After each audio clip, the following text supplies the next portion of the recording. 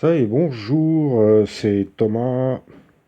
On va commencer, on va commencer le livre de Robert Howard Conan. Et là, on peut voir, qu'on appelle ça l'autographe. Voilà.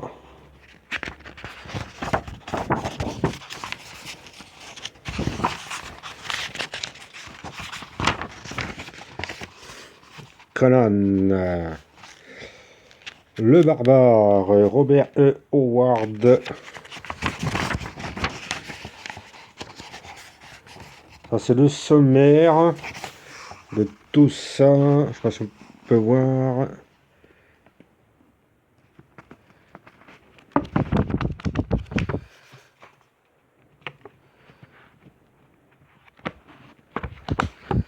Tout ça, ça va être sur la chaîne.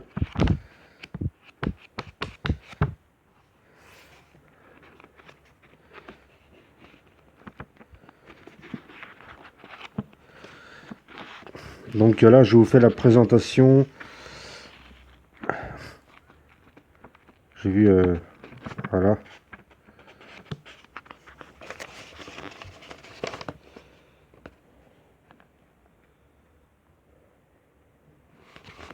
Je sais pas si vous voyez les illustrations.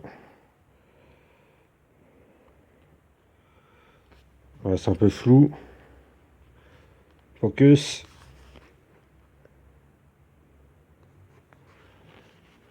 Focus.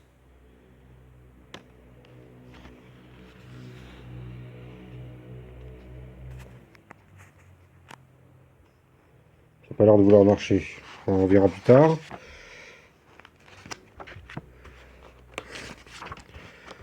La présentation, alors c'est particulier, c'est pas une simple traduction.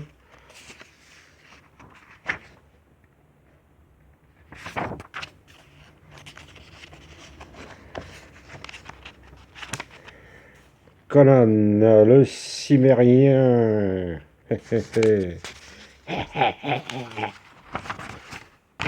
Là, c'est flou. Putain. Bon, bref, je vais vous dire un petit peu, je vais vous lire un petit peu l'introduction. Alors, enfin, je vais essayer. Alors, introduction, Robert Howard, 1906-1936. Ne s'imaginer sans doute pas un seul instant que l'apparition du numéro de décembre de 1932 de la revue Wall States allait faire entrer son nom dans l'histoire. Le phénix sur l'épée.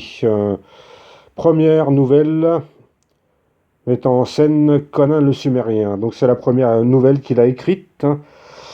Donc en mars de la même année. Et donc le rédacteur en chef Wright du magazine avait confié que cette nouvelle était vraiment remarquable. Voilà. Donc 75 ans plus tard, le personnage a acquis une dimension et une renommée internationale. Il n'est quasiment pas deux pays qui n'aient publié les récits du Cimérien. Un succès en amène un autre. Le personnage a fait plus que franchir les frontières des pays de l'âge iborien. Il a aussi franchi celle de tous les médias. Il s'est ainsi retrouvé sur le grand écran, dans les comics books et des dessins animés. S'est vu pastiché, imité et parodié, a envahi le petit écran, les magasins de jouets et l'univers des jeux de rôle.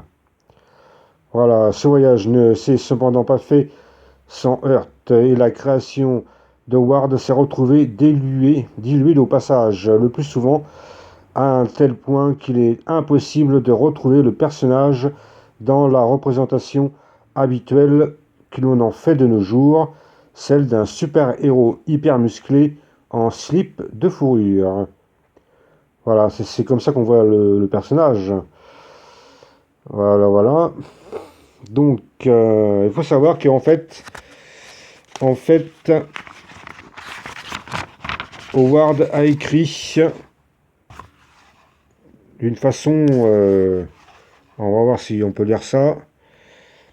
Alors, il n'y a bien sûr rien de condamnable au fait d'établir la biographie d'un personnage de fiction, mais personne n'aurait pour autant l'idée de faire de la chronologie de la vie de Sherlock Holmes la base de l'édition courante des récits imaginés par Sir Arthur Conan Doyle, et encore moins d'intégrer les pastiches holmésiens dans les pages de cette même collection.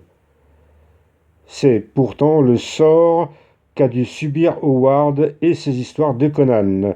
Celles-ci furent réarrangées selon une chronologie arbitraire. Certaines nouvelles furent réécrites ou modifiées, parfois de façon très importante, et on intégra au volume des pastiches de piètre qualité. C'est le moins que l'on puisse dire, ainsi que des récits de Howard transformés artificiellement en aventures de Conan. De plus, les nouvelles de Conan qu'Howard avait laissées inachevées, les jugeant médiocres, furent complétées par d'autres auteurs et intégrées à la série sur un pied d'égalité avec celles que Howard jugeait dignes de son talent. Voilà, voilà. Donc, c'est tout dit, hein. Donc, on baptisa ce processus douteux du nom de collaboration posthume. Expression commode, puisqu'on comprendra sans peine qu'Howard, mort et enterré depuis quelques dizaines d'années, n'avait pas son mot à dire dans cette supposée collaboration. Howard lui-même a expliqué pourquoi ces nouvelles ne devaient pas être publiées selon une quelconque biographie du personnage. En écrivant ces nouvelles, j'ai toujours agi moins en auteur qu'en chroniqueur, dit-il, comme si je ne faisais que rapporter les aventures telles que le personnage me les racontait. C'est la raison pour laquelle on saute d'un épisode à un autre dans les désordres le plus total. L'aventurier de base qui vous raconte les épisodes tumultueux de sa carrière le fait rarement en suivant un ordre chronologique établi, mais saute d'un épisode à un autre, d'une époque à une autre, racontant les événements comme ils lui viennent à l'esprit. Donc, par conséquent, les nouvelles que vous allez entendre sont publiées dans l'ordre dans lequel elles sont venues à l'esprit d'Howard, c'est-à-dire dans l'ordre dans lequel elles ont été parues. Et voilà, donc pas de pastiche, pas de modification au nom de la cohérence interne, pas de réécriture. Une présentation fidèle à l'esprit de Howard, voilà, qui jette là la lumière bien différente sur le personnage et son évolution, et nous fournit deux précieux indices quant au thème majeur de la série. Voilà, voilà, donc voilà, je finis donc cette introduction à Conan le Cimmérien que je vais lire bientôt, prochainement. Allez, salut les copains. Ta, ta, ta, ta.